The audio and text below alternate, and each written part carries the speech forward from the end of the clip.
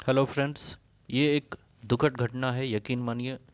मुझे बताते हुए भी बड़ा अफसोस हो रहा है कि भारतीय वायुसेना के मिग 21 एयरक्राफ्ट क्रैश हो गया है। इसमें एक और पायलट मैं इसलिए बता रहा हूँ क्योंकि पहले भी ऐसी दुर्घटनाएं हो चुकी हैं जिसके बारे में मैं अभी जिक्र करने वाला हूँ। ये इस बार जो दुर्घटना हुई है, ये मिग 21 बाइसन लड़ाकू विमान देर रात पंजाब के मोगा में दुर्घटना का शिकार हो गया, जिसमें स्क्वाड्रन लीडर अभिनव चौधरी की मौत हो गई। वायुसेना ने दुर्घटना की जांच के आदेश दे दिए हैं। पिछले 2 महीने में मिग 21 एयरक्राफ्ट की ये दूसरी दुर्घटना है। मार्च के महीने में ग्वालियर में हुए क्रैश में ग्रुप कैप्टन रैंक के अधिकारी की मौत हो गई थी। आपको बता दें कि पिछले कुछ सालों में कई ऐसी घटनाएं सामने आई है जिसमें मिग 21 फाइटर जेट क्रैश हुए हैं। यही वजह है कि इन्हें फ्लाइंग कॉफिन का नाम दिया गया है।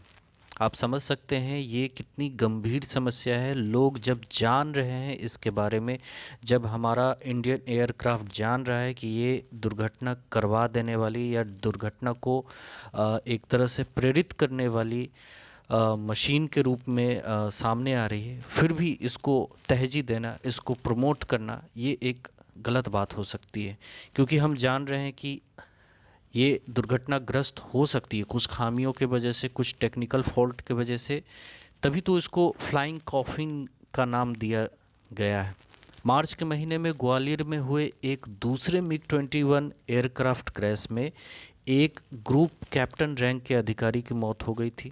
हालांकि स्क्वाड्रन लीडर अभिनव चौधरी जिस मिग 21 को उड़ा रहे थे वो कुछ साल पहले ही अपग्रेड हुआ था।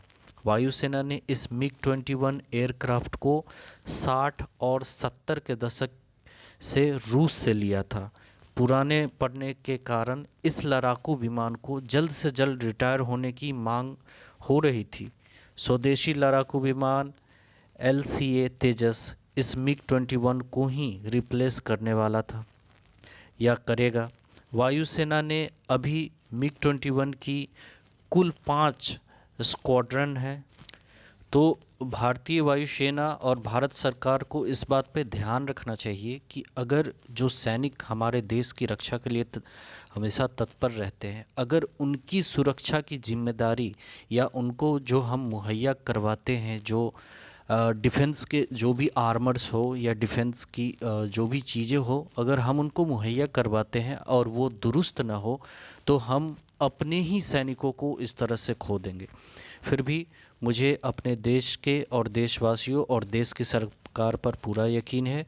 मैं हाथ जोड़कर निवेदन करना चाहूँगा अपने इस चैनल के माध्यम से कि सरकार को और खुद मिलिट्री को या वो एयरक्राफ्ट हो या फिर मिलिट्री, जो भी मिलिट्री है हमारे देश की, तीनों सेना से ये अनुरोध करूँगा कि वो अपने सैनिकों की सुरक्षा को सुनिश्चित करे और उन्हें जो हथियार प्रोवाइड किए जाते हैं, जो मशीन उनको प्रोवाइड किए जाते हैं, वो जर्जर स्थिति में ना हो, एक अच्छे कंडीशन में हो, काफ़ी मॉडिफाई हो, ताकि हमारी देश की सुरक्षा अच्छे से हो सके, हमारे सैनिकों की सुरक्षा अच्छे से हो सके।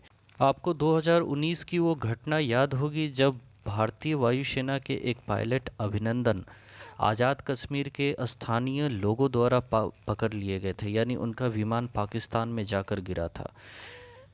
तो उस वक्त वो मिग 21 बाइसन विमान ही चला रहे थे। अंग्रेजी अखबार डॉन ने लिखा कि भाग्य ने अभिनंदन का साथ नहीं दिया क्योंकि उनका विमान मिग 21 बाइसन पाकिस्तान के नियंत्रण वाले हिस्से में जाकर गिरा था।